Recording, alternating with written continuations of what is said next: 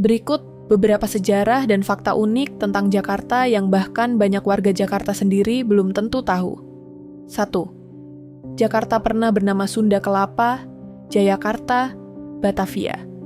Sebelum bernama Jakarta, kota ini mengalami beberapa perubahan nama. Sunda Kelapa, Jayakarta, Batavia, Jakarta.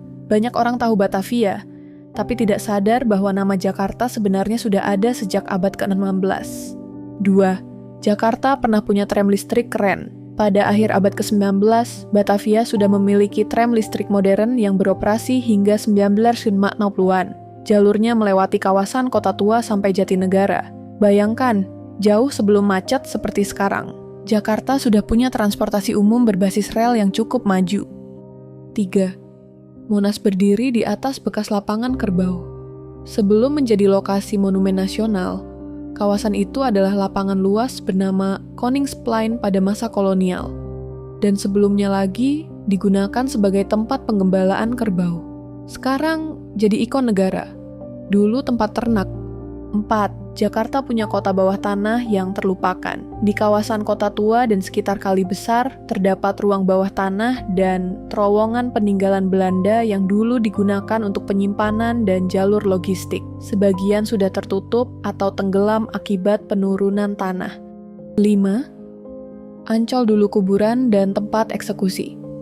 Sebelum menjadi kawasan wisata modern seperti Taman Impian Jaya Ancol, daerah Ancol pada abad ke-17 dikenal sebagai lokasi eksekusi dan pemakaman. Bahkan ada cerita rakyat tentang si manis jembatan Ancol yang melegenda di Jakarta.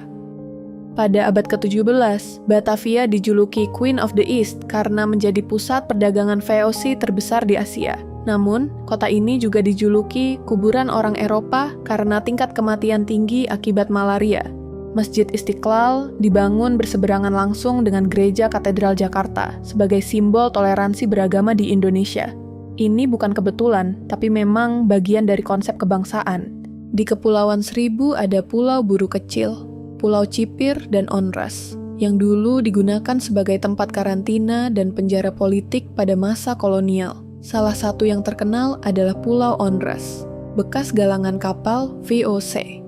Beberapa wilayah Jakarta Utara turun hingga 20 tanah per tahun akibat pengambilan air tanah berlebihan. Inilah salah satu alasan munculnya proyek tanggul laut raksasa. Tanggal 22 Juni 1527 diperingati sebagai Hari Lahir Jakarta, merujuk pada kemenangan Fatahillah atas Portugis di Sunda Kelapa. Artinya, ulang tahun Jakarta sebenarnya memperingati momen penaklukan. Kalau kamu mau, aku bisa kasih versi.